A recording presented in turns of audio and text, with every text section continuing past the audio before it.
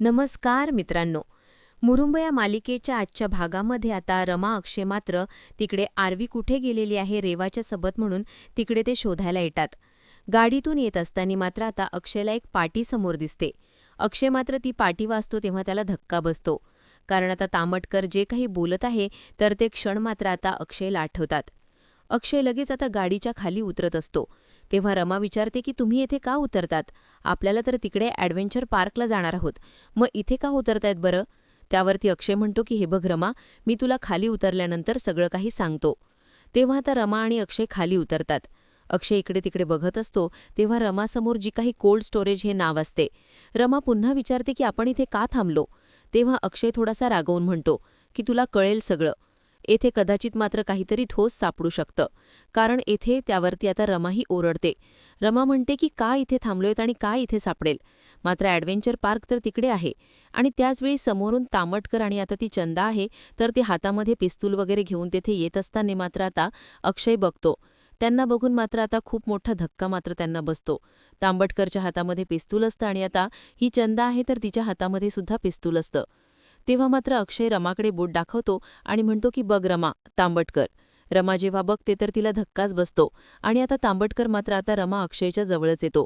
अक्षय जोरात तांबटकर असे ओरडतो. तेव्हा तांबटकर रमा आणि अक्षयकडे पाहतो. त्याच्या हातामध्ये पिस्तूल असतो. रमा तर खूपच घाबरते. आता अक्षय विचारतो की तुम्ही या निर्जन ठिकाणी मात्र हातामध्ये काय आहे हे?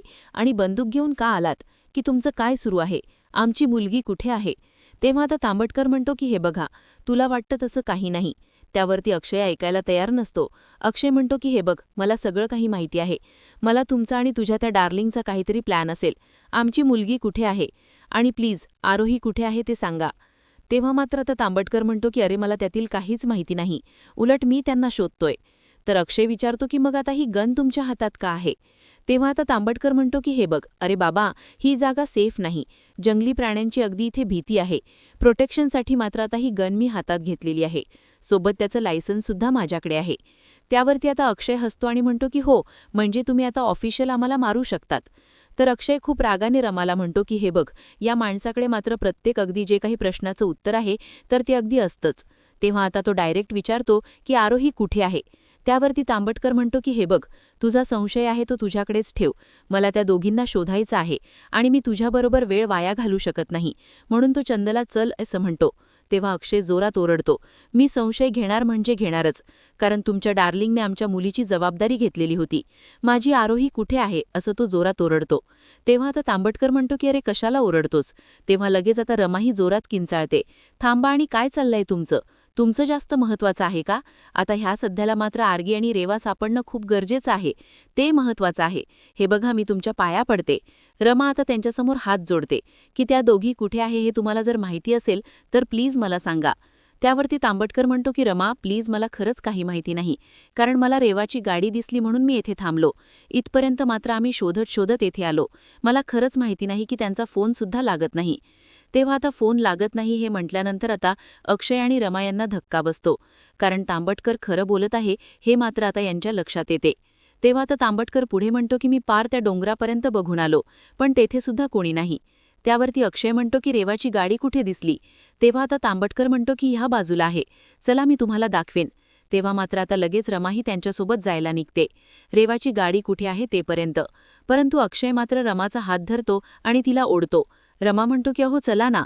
तर आता अक्षय म्हणतो की हे बघ रमा, मला यांचं काही खरं नाही वाटत. काहीतरी आता यांचा प्लॅन वाटतो. पण अक्षय आता म्हणतो की चल जाऊयात.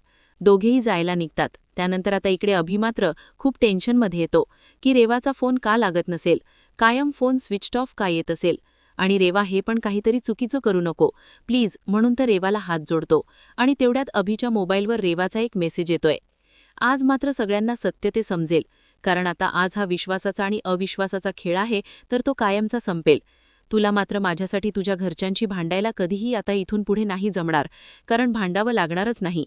तेव्हा आता अभिषेक हा मेसेज ऐकल्यानंतर म्हणजे वाचल्यानंतर त्याला धक्का बसतो. तो घाईने लगेच आता फोन करण्याचा प्रयत्न करतो आणि परत मात्र आता फोन स्विच्ड ऑफ येत असतो. आता अभिला खूपच राग येतो. अभि पूर्णपणे आता टेन्शनमध्ये येतो की आता मेसेज पडला आणि लगेच फोन स्विच ऑफ कसा येत असेल. आणि हा मेसेज तर 3 तासापूर्वी पाठवलेला आहे आणि तुम्हाला आत्ता पडलाय. सगळ्यांना मात्र सत्य कळणार आहे म्हणजे नक्की काय? तर नक्की काय करणार आहे असा प्रश्न अभिला पडतो. आणि आता मात्र ही आणखीन काहीतरी आरवीबरोबर करणार आहे की काय? आणि अक्षय मला आता पुन्हा पुन्हा ते सांगत होता, ओरडू ओरडू सांगत होता की रेवावर विश्वास ठेवू नको म्हणून.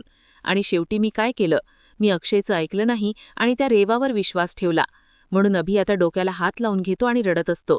परंतु आता पुन्हा एकदा मी तेच केलं की माझ्या भावापेक्षा मात्र तर ह्या बाईला जास्त महत्त्व दिलं. म्हणून अभिला स्वतःची खूप चीड येते. कसं मी परत चुकलो तेच मला नाही कळलं. म्हणून अभि आता खूप रडत असतो. त्याला खूप पश्चाताप होत असतो.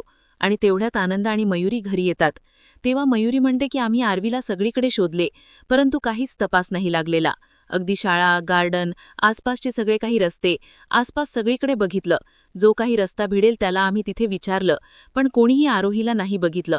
त्यावरती आनंद म्हणतो की हो, प्रत्येक गल्ली बोळात, मार्केटमध्ये सगळीकडे काही जाऊन आम्ही त्या आरोहीला आणि रेवाला शोधलं. सीसीटीव्ही फुटेजसुद्धा तिकडचे सर्व काही चेक केले, पण काही हाताला नाही लागले. तेव्हा आता अभिला आणखीन टेन्शन येते आणि तो डोक्याला हात लावून बसतो. तर मयुरी म्हणते की अभि, होईल सगळं नीट, तू काळजी करू नकोस. तेव्हा अभि रडत असतो. तर आनंद त्याला समजावतो की अभ्या, अरे काय झालं? तू इतका खचून का गेलास? असं खचून काय होणार आहेस बरं? त्यामुळे प्लीज तू स्वतःला सावर बरं. आणि हे बघ, रमा अक्षय शोधायला गेलेले आहेत. ते नक्की मात्र तिला घरी घेऊन येतील. तू काही काळजी करू नकोस आणि प्लीज स्वतःला सावर. त्यानंतर आता इकडे तांबटकर हा रमा आणि अक्षयला जेथे रेवाची गाडी आहे तर तेथे घेऊन येतो. तेव्हा अक्षयला मात्र फार राग येतो. अक्षय लगेच आता तांबटकरची गजळणी धरतो आणि रागानेच विचारतो की तू आम्हाला मूर्ख समजलेला आहेस का? अरे जे काही करत आहात ते सगळं काही तुम्ही ठरवून करत आहात. तर तेव्हा तांबटकर खूपच चिडतो आणि म्हणतो की अक्षय, अरे संशयामुळे तुझं डोकं ठिकाण्यावर नाही. आणि हे बघ, ही पायवाट आहे ना, ती मला आत्ता दिसली, आत्ता. तेव्हा लगेच आता अक्षय रागाने तांबटकरची गजळणी धरतो आणि आम्हाला मूर्ख समजलेला आहेस का असं म्हणतो. ही पायीवाट आणि येथे ही गाडी, ते जे काही कोल्ड स्टोरेज आहे हे सगळं काही तुमचं ठरवून केलेलं आहे. तर आम्ही दोघं इकडे अडकल्यानंतर मात्र तुमची ती डार्लिंग आहे तर ती आमच्या आरवीला इकडे घेऊन पळून जाणार आहे. तर हा सगळा काही तुमचा प्लॅन आहे तो पण ठरवून केलेला. तेव्हा आता रमा अक्षयला ओढत असते. तांबटकर म्हणतो की अक्षय मला सोडून दे. लगेच अक्षय मात्र त्याच्या हातातील गन घेतो आणि आता तांबटकरवरती गन धरून असतो. तेव्हा रमा जोरात ओरडते की तुम्ही काय करताय, गन खाली घ्या. तेव्हा आता तांबटकर सुद्धा म्हणतो की गन खाली घे अक्षय. अक्षय काही ऐकायला तयारच नसतो. अक्षय डायरेक्ट म्हणतो की आरोही कुठे आहे ते लवकरात लवकर सांगा. अक्षयचा राग त्याला काही आवर नसतो. रमा आता त्याला ओढते, काय करतायत तुम्ही, प्लीज गन खाली घ्या. म्हणून आता ती जीवाचा आकांताव करून अक्षयचा हात धरत असते आणि त्याच्या हातातील गन ओढण्याचा प्रयत्न करत असते. आता चंदा सुद्धा खूप घाबरते आणि चंदा इतकी घाबरलेली असते. रेवा मात्र आता तेवढ्यात तिथून जंगलाच्या एका वाटेनी मात्र आरोहीला उचलून घेऊन येत असते. अक्षय मात्र इकडे ओरडत असतो की आरोही कुठे आहे ते लवकरात लवकर सांग. तर आता चंदा म्हणते की अहो साहेब, असं का करताय, हात जोडते, तुम्ही अगोदर गन खाली घ्या, नाहीतर खूप मोठा अनर्थ होईल. तेव्हा अक्षय ऐकायला तयारच नसतो. अक्षय म्हणतो की आरोही कुठे आहे, लवकरात लवकर सांगा. तेव्हा तांबटकर म्हणतो की अक्षय तू शांत हो. अरे त्यांना शोधणं खूप गरजेचं आहे, ते महत्त्वाचं आहे. आणि तेवढ्यात रेवा आरोहीला घेऊन येते. हा सुकाई प्रकार आहे तर तो पाहते. तेव्हा अक्षय ऐकायला तयारच नसतो. अक्षय म्हणतो की आरोही कुठे आहे, लवकरात लवकर सांग. आणि तेवढ्यात रमाचं लक्ष जातं. रमा लगेच जोरात आरू असं ओरडते. तेवढ्यात तांबटकर बघतो आणि रेवा असं म्हणतो. आता रेवा म्हणते की काय रिशू, आणि जोरात ती अक्षयला ओरडते. तेव्हा आता तांबटकर म्हणतो की डार्लिंग. रमा धावतच जाते आणि आरोहीला उचलून घेते. तेवढ्यात आता विशू हा रेवाला जवळ घेतो आणि तू ठीक आहेस ना असं विचारतो आणि तो रेवाला घट्ट अशी मिठी मारतो. तेव्हा अक्षय मात्र त्यांच्यावर बंदूक अजून सुद्धा अगदी रोखूनच असतो. तेव्हा आता रेवा म्हणते की विशू तुम्ही इथे काय करतायत? तेव्हा आता विशू म्हणतो की अगं काय करतायत म्हणजे, आणि तुम्ही कुठे गायब झाला होतात? तेव्हा आता रेवा म्हणते की हे बघ विशू, आम्ही जेव्हा निघालो होतो तेव्हा आमची कार बंद पडली होती. खूप उशीर झालेला होता आणि तेव्हा मी ठरवलं होतं की आरोहीला लवकरात लवकर मात्र घरी पोचवायचं आहे, म्हणून आम्ही चालत जाऊयात असं ठरवलं. आणि नेटवर्कसुद्धा नव्हतं, आम्हाला रस्तासुद्धा सापडत नव्हता आणि त्यानंतर मात्र आम्ही भटकलो. काय रे अक्षय, तुला कसं वाटू शकतं की मी आरोहीचं काहीतरी वाईट करेल म्हणून? अक्षयला खूपच राग आलेला असतो. तो रागानेच मात्र बंदूक रोखून असतो. आता अक्षय म्हणतो की हे बघ, अगं वाटलं कसं, मला पूर्ण खात्री आहे की तुझा जो हेतू आहे तो वाईटच आहे. हे बघ, जेव्हा तांबटकर माझ्या ताब्यामध्ये सापडला त्यामुळे तू लगेच आता लपून बसलेली होती आणि तू बाहेर निघालीस. तेव्हा आता रेवा म्हणते की मान्य आहे, आरुई तुमची मुलगी आहे, तुमचा जीव आहे आणि हे सुद्धा मला माहिती आहे की पालकांना मात्र त्यांचं मूल त्यांच्यापासून दूर गेल्यानंतर किती दुःख होतं. दुःख सगळं काही मी सहन केलेलं आहे. आणि हे बघ अरे अक्षय, मी सुद्धा एक आई होते आणि नियतीने मात्र ते सुख माझ्याकडून हिरावून घेतलं. रडतच रेवा आता हे सर्व सांगत असते. मला वाटत होतं की त्याच वेळेस माझा जीव जावा म्हणून, परंतु ती माया अजूनपर्यंत माझ्यामध्ये जिवंत आहे. रमा आता रडतच मात्र आपल्या आरोहीला जवळ घेऊन या रेवाचं बोलणं ऐकत असते आणि खूप रडत असते. जेव्हा मी तुमच्या आरोहीला बघते तर तेव्हा मला माझ्या मुलीची आठवण येते. काही मला आठवतं, कारण मी माझ्या आरोहीला माझ्या मुलीसारखं बघते. तिला मला म्हणजे त्या आरोहीत मला माझी मुलगी दिसते. तुला काय वाटलं की मी तुझ्या आरोहीचं बरं वाईट करेल म्हणून?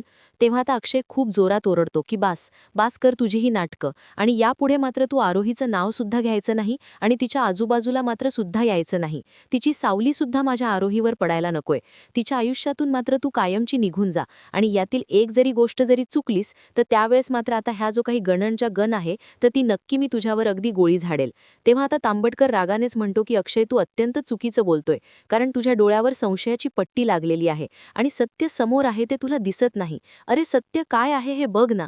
त्यावरती अक्षय म्हणतो की विजय सांगतो की पुन्हा वाटायला जायचं नाही, म्हणून जोरात रागाने ती गन आहे तर ती तांबडकरवर फेकून देतो. तांबडकर आपली गन हातामध्ये घेतो आणि अक्षय मात्र आता आरोहीला घेतो आणि रागाने यांच्याकडे बघत तिथून निघून जात असतो.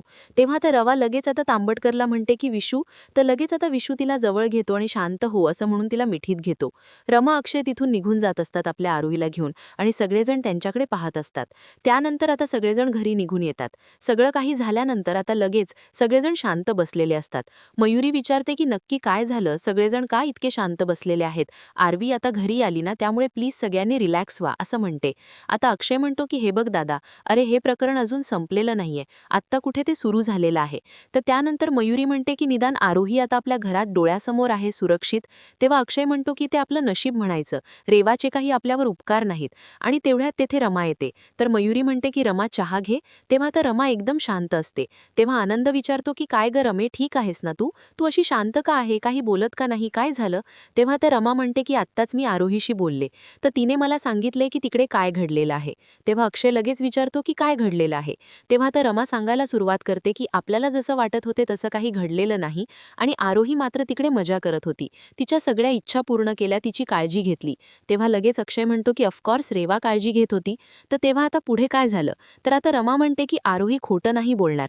तेव्हा आता अक्षय म्हणतो की म्हणजे तुझा रेवावर विश्वास आहे आणि आपली येथे काय अवस्था झाली होती हे सगळं काही तो विसरलीस? तर रमा म्हणते की हे बघा, मी नाही विसरले, मी आता रेवावरती नाही तर आरोहीच्या बोलण्यावर की विश्वास ठेवत आहे. तेव्हा अक्षय म्हणतो की मी लाख वेळा हे सांगेल की रेवा खोटं बोलत आहे, खोटं वागत आहे. तर त्यावरती रमा विचारते की आरोहीचं काय?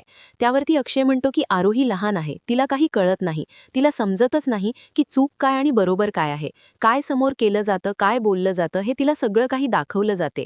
तेव्हा आता रमाला खूपच राग येतो. रमा लगेच रागाने उठते आणि म्हणते म्हणजे तुम्हाला असं म्हणायचं आहे की आरोही खोटं बोलते? तेव्हा अक्षय सुद्धा खूपच चिडतो. अक्षय म्हणतो की तू डोळ्यावर जी काही पट्टी बांधलेली आहे ना ती काढ अगोदर. रमा सुद्धा खूपच चिडते आणि रागानेच म्हणते की मी सुद्धा डोळ्यावर पट्टी लावलेली नाही, कारण तुम्ही माझं ऐकूनच घ्यायला तयार नाही. तेव्हा आता अक्षय हा अभिला म्हणतो की हिला कसं समजायचं तेच मला नाही कळत. दोघेही खूप चिडलेले असतात. तर मयुरीच उठते आणि मयुरी म्हणते की रमा आणि अक्षय दोघेही शांत व्हा, प्लीज चिडू नका. त्यावरती आनंद म्हणतो की प्लीज ऐका, आपण यावरती नको बोलायला, कारण कसं आहे की आपण सगळेजण पॅनिक मूडमध्ये आहोत, त्यामुळे शब्दाने शब्द वाढायला नकोय.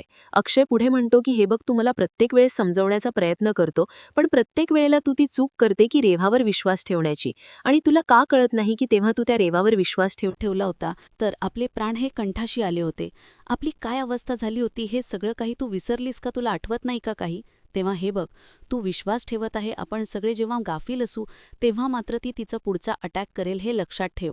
आणि देव न करू जर उद्या आरोहीबरोबर काही अघटित घडलं, काही वाईट घडलं, तर सर्वस्वली मात्र तू त्याला जबाबदार असशील. तेव्हा आता रमाही जोरात ओरडते की बास बास झालं, तुम्ही काही पण बोलतायत आता, आणि हे बघा मला आता बोलायचंच नाही तुमच्याशी, असे बोलून आता रागाने रमा तेथून आतमध्ये निघून जाते. तेव्हा आता अक्षयला सुद्धा खूप राग येतो. तेव्हा आता आनंद अक्षयला म्हणतो की अरे अक्षय, काय केलंस तू? एवढं बोलण्याची काय गरज होती बरं? तेव्हा आता अक्षय सॉरी असं म्हणतो आणि स्वतःला आवरतो, त्याचा राग आवरतो, शांत होतो. त्यानंतर आता इकडे रेवा मात्र चहा करत असते. ती कसला तरी विचार करत आहे आणि तेवढ्यात मात्र आता ही चंदा म्हणते की ताईसाहेब चहा उकळला आणि तिचा हाताला धक्का देत म्हणते. तेव्हा आता रेवा भाण्यावर येते आणि रेवा आता कपामध्ये चहा ओतत असते. तर चंदा विचारते की ताईसाहेब, रात्रभर तुमच्या डोळ्याला डोळा नसेन लागला आणि हे बघा ताईसाहेब, तुमचा असा चेहरा बघून मात्र माझ्या काळजाचं पाणी होतंय. आता रेवा काही बोलत नसते, रेवा आता चहा ओतते. तर आता ही चंदा म्हणते की मी घेते आणि आता त्या चहा घेऊन मात्र बाहेर तांबटकरच्या जवळ येतात. तांबटकर बाहेर आता गार्डनमध्ये असतो आणि कसल्या तरी विचारात तो सुद्धा आहे रे. तेव्हा आता रेवा आणि चंदा तेथेही येतात. तर चंदा म्हणते की साहेब चहा. त्यावरती आता तांबटकर दोघींना बघतो आणि रेवा आता शांतच असते. तेव्हा तांबटकर म्हणतो की जे झालं ते कधीतरी होणारच होतं. इतकी मोठी घटना घडल्यानंतर आता अक्षय मात्र आरोहीला तुझ्यापासून लांबच ठेवणार आहे. तेव्हा आता रेवा खूप रडत असते. रेवाच्या डोळ्यात पाणी असतं. अजून मात्र आपण काय असं अपेक्षा करू शकतो. तेव्हा आता रेवा रडतच म्हणते की अरे विशू, खरंच मी सांगते की हे सर्व मी मुद्दाम नाही केलं आणि ह्या ॲक्सिडेंटमध्ये माझी काही चूक नाही. मला फक्त आणि फक्त तिची काळजी होती, बाकी काही नाही. तेव्हा आता तांबटकर म्हणतो की मला सगळं काही समजतं, अंडरस्टँड. पण हे बघ रेवा, अगं अक्षयला समजवणं खरंच खूप अशक्य आहे, कारण अक्षय कोणाचं ऐकायला तयारच नाही. त्यावरती रेवा रडतच म्हणते की विशू, ती माझ्यापासून दूर गेलेली आहे. तिच्या रडण्याचा आवाज अजूनपर्यंत माझ्या कानामध्ये घुमतोय आणि त्यावेळेस मला असं वाटत होतं की तुझा हात सोडावा आणि पळत तिच्याकडे जावं, तिला घट्ट मिठी मारावी, तिला बोलावं की तुझी मावशी तुला सोडून कुठेही नाही जाणार. ते हे बघ विशू, मी स्वतःला थांबवलं म्हणून. रेवा खूप रडत असते. त्यावरती चंदा म्हणते की ताईसाहेब हे बघा, त्यावेळेस तुम्ही जे काही केलं ते सगळं काही बरोबर होतं. पाहण्याच्या भरात जर काही आज गेला असता तर सगळं काही विखुरलं असतं. त्यावरती तांबटकर म्हणतो की हो, अगदी खरं आहे, कारण रेवा तू आज पहिल्यांदा स्वतःला थांबवलंस. जर तेव्हा जुनी हट्टी रेवा असती तर दुनियेची पर्वा न करता तिने मात्र त्या मुलीला पळून नेलं असतं. पण हे बघ रेवा, तू संयम दाखवलास आणि हे बघ रेवा, तू बदललेली आहेस. त्यावरती आता रडतच रेवा म्हणते की नाही विशू, मी त्यांना शब्द दिलेला आहे आणि त्यांना वचन दिलेलं आहे, ते मला पाळावं लागणारच आणि ते सगळं काही मी पाळणार. त्यावरती आता विशू म्हणतो की वचन पाळणं हे खूप कठीण असतं, विशेषतः म्हणजे तुमचं काळीज हे पलीकडच्या बाजूला अडकलेलं असतं. त्यावरती रेवा म्हणते की विशू, पण अरे मी तिच्या सावलीच्या सुद्धा आजूबाजूला नाही थांबू शकणार आणि अक्षयच्या सुखामध्ये मी मात्र अडथळा नाही बनणार. त्यांच्या सुखासाठी मात्र मी वाटेल ते करायला तयार आहे, काही सुद्धा करेल. तेव्हा आता तांबटकर म्हणतो की हो, मला मान्य आहे रेवा, मला कळतं तुझ्या सुखाचं काय. पण त्यानंतर आता इकडे रमा मात्र रुसलेली असते, कारण अक्षय तिच्यावर ओरडलेला आहे. ती रागतच उभी असते. तर अक्षय त्यांच्या फोटोची जी काही आता फ्रेम आहे तर ती घेऊन येतोय हातामध्ये. छान असा गजरा आणलेला असतो. तेव्हा मात्र आता तो तिच्या मागून येतो.